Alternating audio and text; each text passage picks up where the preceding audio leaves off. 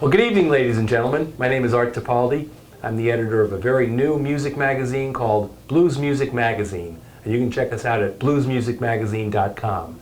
And today we're blessed to have really one of the amazing young bands out there in the world of blues, and that's Trampled Underfoot. I first saw this band in 2008 when they won the International Blues Challenge in Memphis, Tennessee, and since 2008 their trajectory has been through the roof. And so tonight we're going to meet the members of Trampled Underfoot. We have the lead guitar player Nick Schneblin, we have the bassist and vocalist Danielle Schneblin, and on drums Chris Schneblin. Welcome, guys. Thanks, Art. Thank you. And we know each other from all across the world. I'm going to ask some questions, and you all can take turns answering them if you want, kind of like we did in Norway when we talked. Sure. But I do have some specific questions for each one of you, and so that time the other two can sort of sit back and relax and whatever.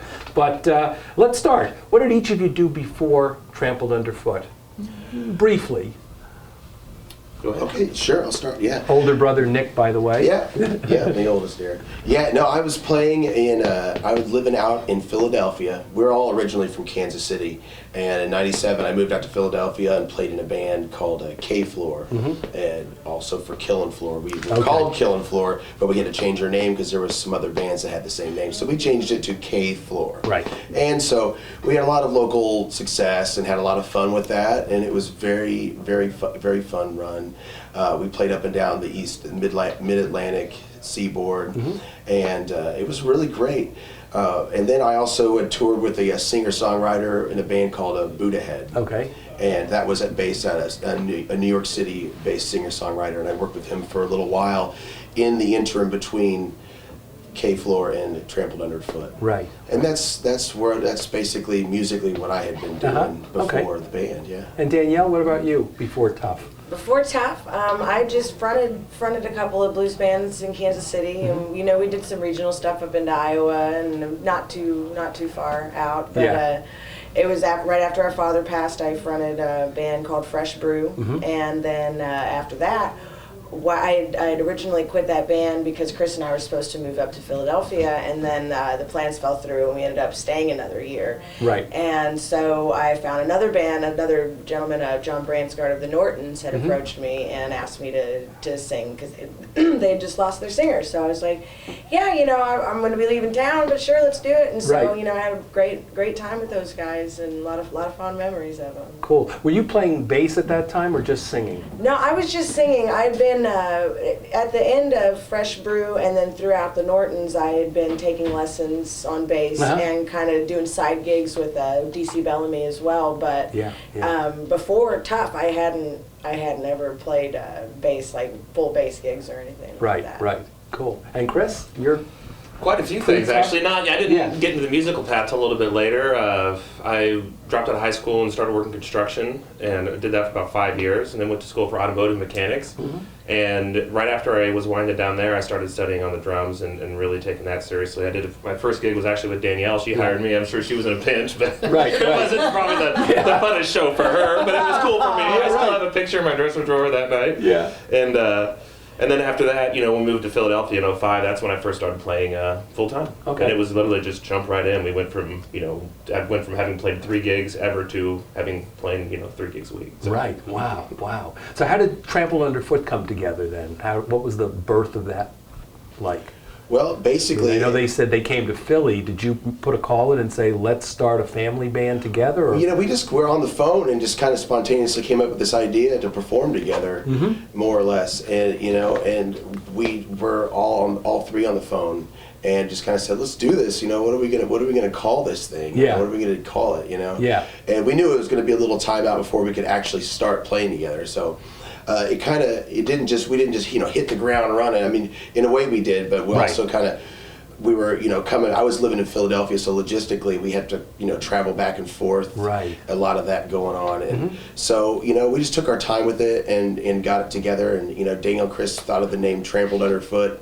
Right. I thought it sounded that the Led Zeppelin song sounded like a song that I had written a long time ago, and they came up with the name, and I thought it was cool. you know, so we separated into 3 words for the 3 people. Right, And right. then Head came up with the anagram TUF, Yeah. TUF for that. That's cool. Cool. And that's when the band was born. Yeah. And so was the band born in Philly or in Kansas City? The first show was December 30th, 2002 in Kansas City at Grand Emporium. Actually, Right. 6 months before Rogers closed down, which was nice. You know, our parents used to play there. It was really nice to get to do our first show there. We actually did, I think, 1 more with Roger and then a few more with the new owner, which Right. didn't work out. Yeah. But yeah, it was '02, December '02, and then we did a few tours where Nick came out to Philly for a week, and we would do 3 or 4 shows, and we went up to Philadelphia for a week and did 3 or 4 shows. Yeah, But yeah. it was September '05, I think, that we actually moved out there and started doing full time. Out there to Philly. Yeah, out to Philly. Okay, so originally then the full-time stuff started on the East Coast here. How long were you in that area before you went back to Kansas City? Little under a year and a half. It was, I think, it was October '06 when we moved back. Maybe Okay. October, November '06. Yeah, yeah. And so what was the wood shedding process like for a new band?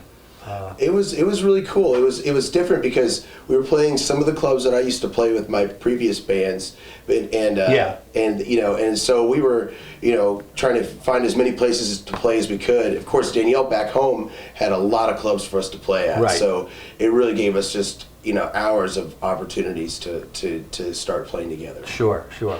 Yeah. What, Danielle, back home, what was the Kansas City scene like for you guys as a young band in terms of support and opportunity?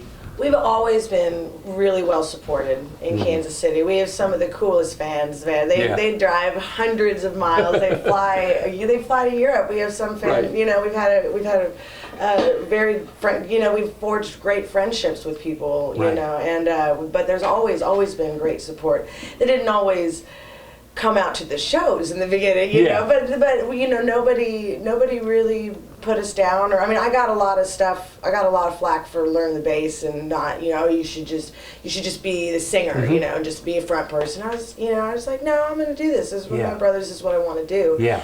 And so, I had a few of those people, but generally, once we started really getting tighter and building a reputation, our fan base has just gotten really great in Kansas City. And the music scene's always been killer. You can go any night of the week and find either a good music show or a jam. Yeah.